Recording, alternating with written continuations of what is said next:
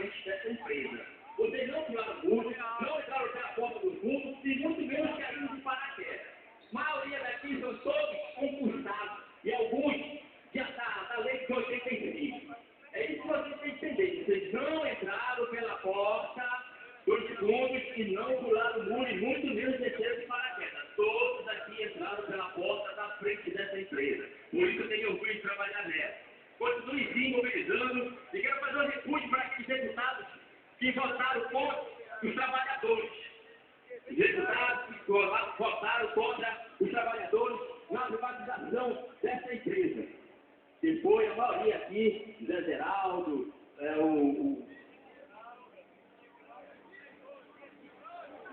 Até. Então é isso, gente.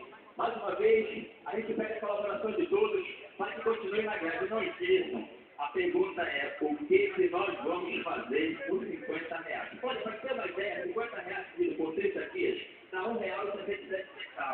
É uma carta simples, no média de 35 gramas. Digo isso porque eu sou atendente da linha central e sei o que entra e o que deixa de entrar nessa empresa. No corpo dela aqui, ó. Aqui na frente, na batalha da vez de atendente, nós sabemos o que entra e o que deixa de entrar. Tá certo? Então, R$1,77 é uma carta de 35 gramas que vale para vocês, nós, trabalhadores, que querem pagar para a gente durante 30 dias. R$1,77. Reflitam. E não adianta a gerente estar reclamando que está ganhando pouco, não adianta reclamar a coordenador que está ganhando pouco e deve melhorar, porque eles não estão aqui. Venham para cá fazer também as suas greves. Venham para cá para mostrar o que vocês estão sentindo também, porque vocês estão nesse momento assistindo muita pressão. Eu sei disso, mas vocês não podem dar o braço a torcer. E outro detalhe. O evento de Cascata, que eu comentei outro dia aqui, eu falei para vocês outro dia que foi de 7 mil, mas foi de R$10.000. R$10.000 foi o bolso desses nossos colegas. Agora imagine, um mandato de 8 anos. A cada 8 anos, você, aposentando esses políticos, você vai dando 10 de crescimento. A cada 8 anos, pense vocês, 8 anos, 8 anos, 8 anos, 8 anos, 8 anos. A cada 2 mandatos é uma aposentadoria. Nós, trabalhadores, nós temos que trabalhar 35 anos. E já querem mudar para 40. Né? E o deles vai continuar 8 anos. 8 anos é uma aposentadoria muito boa. Então é isso, companheiros. Continuem novamente nessa grande batalha. E com certeza nós teremos um futuro muito bom mesmo, para que nós podemos melhorar o nosso salário, melhorar nossas condições de vida, a nossa e a da nossa família. Muito obrigado, boa noite. Obrigado, companheiro Pezão. Companheiro Tadeu, Tadeu Campos. Boa noite, galera. Só corrigindo aí, companheiro Euclides de Chateau de São Paulino, pô, dá um tempo aí, né, pô? É esse Tadeu aqui? Ah, é outro Tadeu lá, tá bom. Parabéns, companheiro. Amanhã a gente se encontra lá, eu sou corintiano. Pessoal, galera, eu informo aqui, primeiro eu vou abrir os informes. O problema, né, da clonagem do Chateau, né? Hoje eu fui mais um contemplado também. Dia 280 lá, raspado. A gente ri para não chorar, né? Porque nós somos guerreiros. E como diz o companheiro Raimundo Fagner, o homem às vezes também chora. O guerreiro às vezes também chora. Mas lá no quarto, lá no banheiro. Olha, ontem foi publicado a lei 12.490. Essa lei, ela foi gerada em função da medida provisória de 532. Tá? Então, o artigo 5º do processo da medida provisória 532, o artigo 5º ele foi vetado pela presidente Dilma. Esse artigo 5º, ele era um pouco prejudicial para nós. E ela teve a sensibilidade e a sensatez de vetar esse artigo.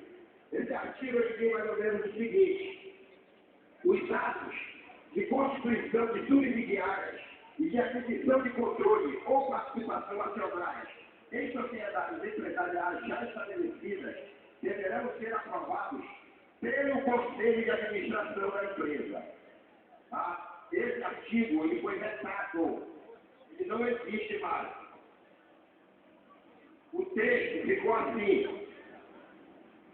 A constituição de subsidiárias e a aquisição do controle ou participação acionária em sociedades empresariais já estabelecidas deverão ser comunicadas à Câmara dos Deputados e ao Senado Federal no prazo máximo de 30 dias, contado da data de concretização do ato correspondente. Aí o companheiro pode dizer assim, onde tu vê vantagem disso aí? Veja bem, o artigo 5º ele dizia que quem ia decidir a contratação das empresas seria o Conselho de Administração da empresa. E agora o artigo 6º diz que quem vai decidir essa contratação é o Congresso Nacional. Antigamente era assim. Então a gente entende, gente, como uma vitória, porque essa decisão ainda vai continuar na mão dos deputados e dos senadores. Aí o companheiro me diz, mas esses mesmos deputados e senadores que aprovaram a medida provisória, certo? Mas lá dentro a gente garante um debate mais ampliado. Eu e Tadeu Campos inteiro que foi um avanço. Naquele outro ponto, que inclusive teve um companheiro que fez uma fala aqui semana passada, eu até brinquei, que eu falei, companheiro, tem que tomar muito cuidado com a interpretação. Tá? Tem gente que interpreta mal, né? Então a gente tem que tomar cuidado com a interpretação. O que foi colocado, inclusive por eu que fiz essa fala, tá? Que a medida provisória 532, a orientação era para ela passar na íntegra, do jeito que ela estava.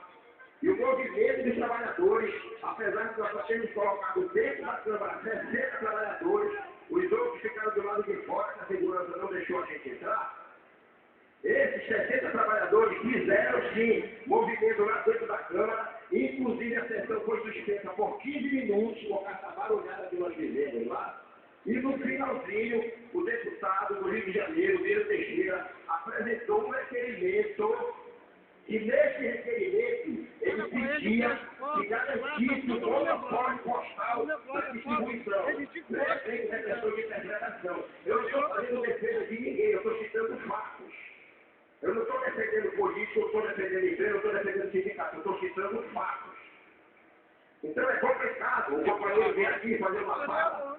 E no meu entendimento, ele quis dizer o seguinte, que nós só lutamos para defender o carteiro, que nós não lutamos para defender o atendente e que nós não lutamos para defender o OTT.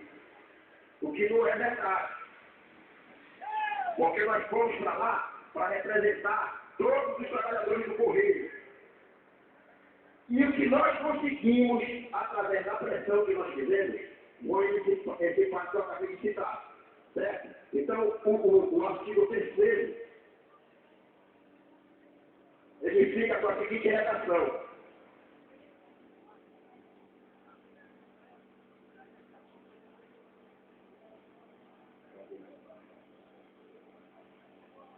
O artigo 4º, ele fica com a seguinte redação. É vedado as empresas constituídas ou adquiridas no termo do inciso 3º atuar no serviço de entrega domiciliar de que trata o monopólio postal. Certo? Então essa foi a fala que nós fizemos, viu, companheiros? Na distribuição, a lei garante que as empresas subsidiárias não vão entrar. Agora a gente sabe também que tem muita lei nesse país que só fica no papel, né? E a gente tem que fazer o nosso movimento. Agora, quanto às falácias, veja bem, quem é que está fazendo fala agora? Não é mais só o presidente da empresa que está fazendo fala. O cidadão lá, ministro das comunicações, agora também está metendo o bedelho dele na nossa greve. E veio para a televisão hoje, mais uma vez com aquele discurso amarelo. Será que os caras estão amarelando também? Porque esse discurso eram os amarelos que faziam.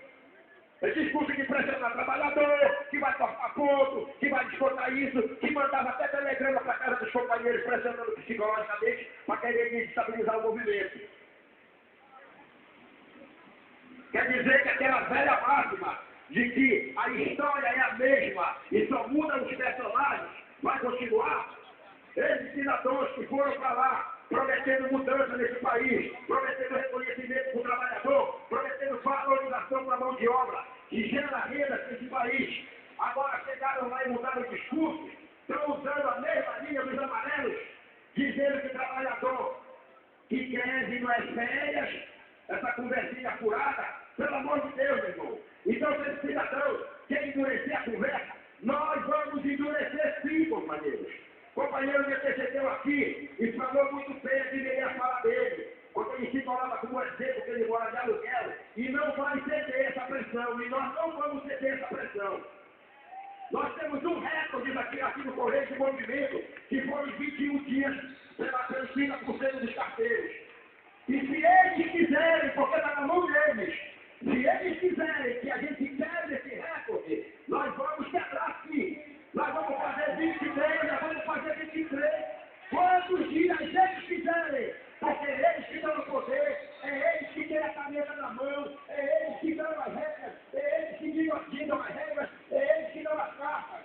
Então não venha responsabilizar o trabalhador pelo movimento, não venha querer jogar o movimento contra a população.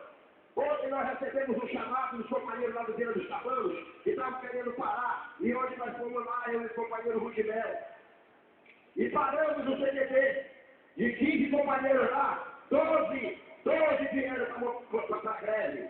O CDT Vila dos Cavalos está parado. E eu ficava muito feliz de ouvir o comentário de alguns companheiros que estavam trabalhando e os próprios clientes, as empresas, os companheiros da Ubras chamavam ele e diziam: ele, irmão, pô, os caras estão se matando na Belém, na greve, fazendo movimento e vocês trabalhando, vocês têm que parar também, gente, vocês têm que parar também.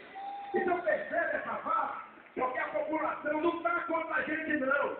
A população está assim, contra esses empresários, então para que eles abram o olho enquanto não seja tarde. Porque daqui a pouco a população vai ficar contra esse partido aí. Esse recado, eu sou militante do PT, não nego, todo mundo sabe, mas não tenho medo de vergonha de falar aqui. Se esse vermelhinho aí for amarelar, o recado está sendo dado, depois não digam que não foram avisados. Para o ano nós temos eleições e o trabalhador vai votar. Aquele deputadozinho lá de São Paulo, que tentou quebrar o nosso monopólio lá atrás, Regis de Oliveira, você sabe onde ele está agora? Eu não sei. Mas político ele não é mais. Porque os companheiros da Vale de São Paulo fizeram um desgaste em cima daquele cidadão e ele não conseguiu se reeleger. Eu acho que isso é um exemplo para nego começar a colocar sua família de molho. Trabalhador, quer respeito, queremos reconhecimento pelo nosso trabalho, queremos valorização do nosso trabalho. E é por isso que a gente procurou mais uma vez os companheiros para manter o movimento o tempo que for preciso. O Brasil todo está unido, todo o Brasil está unido e nós vamos continuar mantendo esse movimento até esses cidadãos, porque não dá para chamar de companheiros. Não dá para chamar esses caras de companheiros. Até que esses cidadãos, daqui um tempo que nós chamamos de cidadãos, respeitem o trabalhador e venham para a mesa negociar. E coloque uma proposta que seja digna de nosso direito. Que aí sim a gente vai encerrar o movimento e vai voltar para o nosso trabalho com muito prazer. E é um prazer que a gente tem todo dia fazendo o nosso serviço na rua. Muito obrigado, companheiros. Muito boa noite. A luta continua e vamos manter o movimento até a vitória. Aí, pessoal, o companheiro Sabino, expressando todo o nosso sentimento de indignação. Pessoal, não sei quem está escrito aqui, mas eu estou me escrevendo agora. O companheiro Dino vai falar? James, por favor. Boa noite, companheirada. Eu acho que tudo que o Tadeu falou é o que a gente queria ouvir mesmo. A gente realmente tem que unir as nossas forças e acreditar no nosso movimento e pensar que a gente não vai ser dessa vez que a gente vai ter uma derrota, mas vai ter vitória nessa força. Eu vou falar palavrão. Não pode falar palavrão. Você vai ter vitória assim, porque não é de hoje que a empresa vem fazendo esse discurso de vou descontar salário de trabalhador, vou fazer isso, aquilo. A gente não tem medo, a gente sabe que